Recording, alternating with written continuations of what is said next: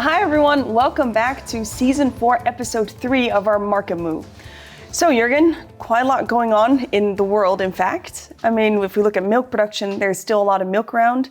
We have a very difficult situation in the Middle East that's impacting everything, so also dairy. Yep. And later on, we have a guest speaker. So quite a mix in this episode. March Madness. There you go. Yeah. Indeed. So it's the right episode for this one. Yeah, definitely. So let's start with the milk production. Still Joe. strong. Yeah, there were some new publications over the weekend. New Zealand, really strong number, plus 6% year on year, which is... But in the low season, right? Not low season yet, but getting there. Yeah. True. So the impact is less, but still. It's February and that's one. And we had the US with a really strong herd. They published their February number at the end of last week. Mm-hmm. But still strong yield, a lot of cows there. So that's also unchanged, strong. And Europe also still going strong if I look at the weekly figures. But then if we look at the situation on the prices, I mean, a lot of milk around and prices are moving up. Yeah. What is happening? I'm sure a lot of our viewers are wondering. Yes, there's a lot going on indeed. Some of it is outside dairy supply and demand. But there are a few things you could look at. For example, let's take a look at skimmed from the fundamental perspective, so supply and demand analysis. We have a lot of milk in the US, for example, but the S&P and non-fat dry milk production is still low because the milk is flown elsewhere, as we discussed a few cheese, whey, episodes again. More towards those products. Yeah, ultra-filtrated milk, anything but skimmed or non-fat. Mm-hmm. Yeah. So that helps to move S&P and non-fat dry milk prices up, because then you have low availability while there's still demand. Mm-hmm. US, though, has a low market share. They're not exporting that much because they are simply the most expensive. That helps Europe. So why does Europe needs to be any cheaper? They're already the cheapest. They are producing a lot. So S&P production in Europe is skyrocketing. We have had 5 or 6 double-digit months in a row where you produce 10-20% more than the year prior. So that's a lot. That's a lot. I think the last 6 months we produced 120 kilotons more S&P than last year, and we exported close to 95 kilotons more. Yeah, so Europe is taking over more of the share from the US for exports. Yeah, correct. But then at some point, if they keep taking over more and more, of course, there's not a lot of availability in the US, but at some point, aren't all the buyers going to switch to European origin? And then wouldn't prices in the US start moving down? Some, yeah, indeed, because there are debates now, hey, are Mexicans importing from Europe? Mm-hmm. And it considering the price difference, considering the price difference, and it's only a few kilotons, but still. That, and Southeast Asia as well. Where would you buy your powder if you're in Southeast Asia, etc. So the European market share is strong, and that's really helpful for Europe, because with this strong milk production figure, you would want to export a lot. Mm-hmm. So that's what they're doing, because then the stock build is not as much as it normally would be. Yeah, exactly. And how is the situation in the Middle East impacting the dairy market? Yeah, that's a double-edged sword, or maybe even more edges to that sword. But you have, from the supply perspective, you have raising energy prices. Mm-hmm. So that's bad for the farmer's margin. That's one. So eventually, that could become a problem for farmers if they have to pay more for their energy. Everything that's powdered, you need energy to powder your stuff. So it can also affect valorization in that sense. But on the other hand, you have, for example, the world economy and some Southeast Asian, Southeast Asia is a big buyer of dairy.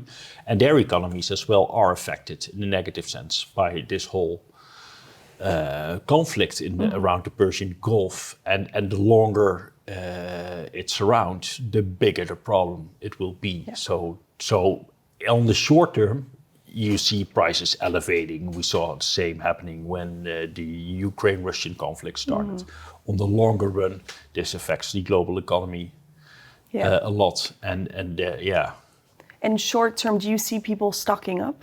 which is it's usually a response to a situation like this.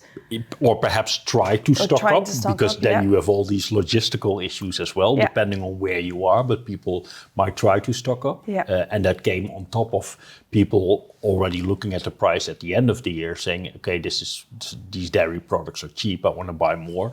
So it's a whole sequence of events why prices moved up. Yeah. But on the long run, there are worries on the economy because of all this. So do you believe it's more a short-term response to things happening in the market, and then later on in the year or next year we'll see lower prices? Or do you think it's more of a structural change that prices will remain elevated? How do you see that? Yeah, it's difficult to assess also because you might, from the demand perspective, yes, there could be increased demand on the short term, or at least people trying to get their product. Just to be safe. But eventually, if they have covered their needs, that might lower their need on the longer run. Plus, economical issues could also lower their demand. But on the supply part, you might have some restrictions because of the energy crisis, etc. So that could lower supply. Yeah, and then higher cost price as well. Yeah. So it's a balancing act. Yeah, no, makes sense. And would you like to say anything on the other products? I mean, this is mainly on the skim that we discussed. Yeah, we have our guest who's very knowledgeable on every dairy product, but also butter. And I think you do see some differences between skimmed and butter, because butter, for example, is also being produced quite a lot in Europe because milk production is so strong. The raw milk price is low, so a lot of people are trying to produce commodities, skimmed and butter. But the butter stocks are probably higher, as S&P has been exported a lot. And butter is way more a domestic game than an export game. So the butter stocks are probably higher relative to the skimmed stocks, which, butter is volatile, but it's slightly different than skimmed. I think that's a great bridge. Would you like to introduce our guest? Joris Thys. We've had him before on our podcast. Was actually a very popular podcast. So we're glad to have him back, and a knowledgeable guy. Yeah. All right, Joris, thank you so much for joining us for this episode. I hope that most of our viewers saw the last one that you joined us for. But for those who don't know you, would you just introduce yourself real briefly? Yeah, hi, I am Joris. I work 6 years at Hoogwegt and I'm responsible for our European physical butter book. All right, so let's focus on butter in that case.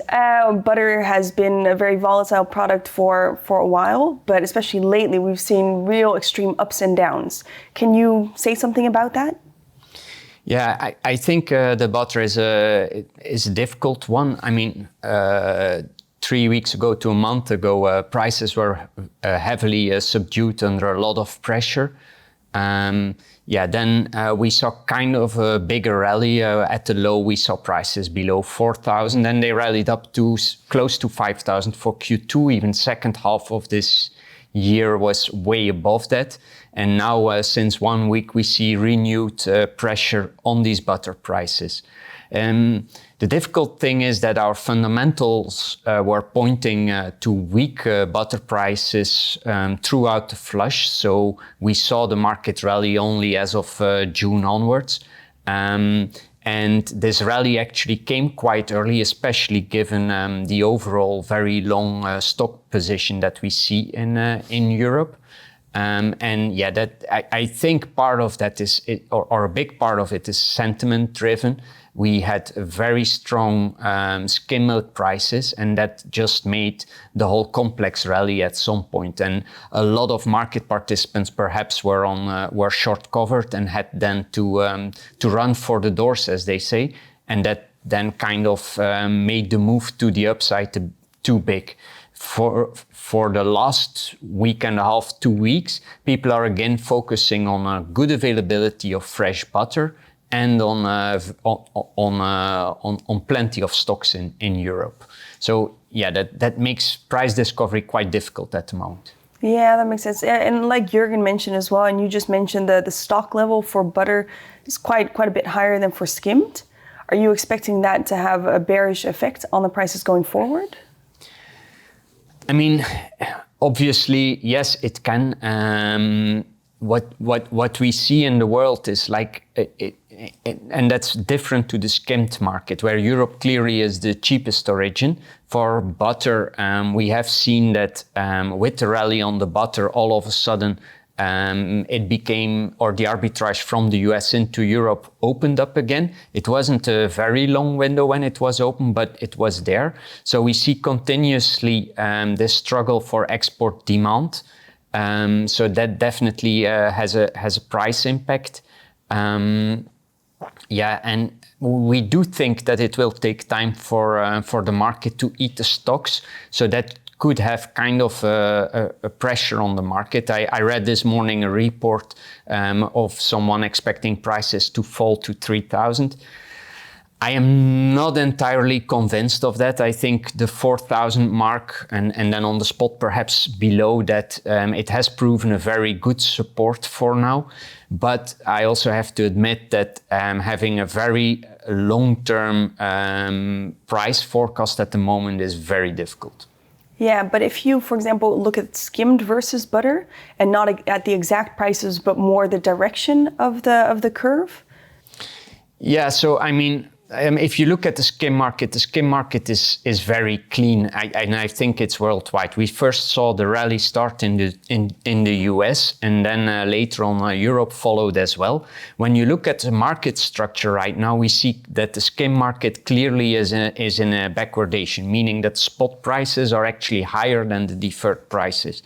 That typically is showing a very tight physical market, as people are willing to pay more to own the product now than to have the product in the future. And that should lead to lower stocks. So from that perspective, the skim market is clean, and that is given this support to these very high prices. And we believe that this might stay for a while in the market, as worldwide the demand for skimmed has been bigger than last year's. Butter, on the other hand, in Europe is in a steep contango, which basically means that spot prices are below the deferred prices, and so therefore you're getting an incentive of the market to store and to build stocks, and that's exactly what we are seeing. So there's quite a different dynamic at the moment between these two markets. That being said, when markets move into extremes, we also sometimes see correlation go to 100, especially given this war scenario that Jurgen touched upon. It might be that all commodities move north, and you read that left and right, with people looking at the Bloomberg Commodity Index and seeing all commodities move up. It starts with the energy, but then with the grains, and then it might trickle down into the dairy. So longer term, there is a case for supported market prices. Right now, if you look on the pure fundamentals in Europe, we see plenty of milk. We see extremely low raw milk prices on the spot market. Not so much on the payout prices, but the leftover milk is plenty. And so our assumption in that respect is that anyone who can produce commodities, whether it be powder or butter or cheese, is producing commodities to the max, because raw milk prices on the spot are at 15 cents sometimes, and even lower. And then if you have production capacity, economically you should use it to the max. Sure. Yeah. That makes sense. I think it's great insights. And Joris, if we just end our episode with one bearish argument and one bullish argument for butter? Yeah, I think for the butter right now, it's obviously the bear case is clearly very well supplied markets and a good stock situation. Yeah, the bull case is more that the skimmed products are really pulling onto the market. So I do see limited downside for in the medium term for milk prices, and that can also put the floor under this butter market. And then I come back to the correlation I mentioned earlier. All All right. Well, thank you so much for joining us. I'm sure everyone finds this extremely interesting. So thank you and hope to see you again soon. And thank you for watching, everyone.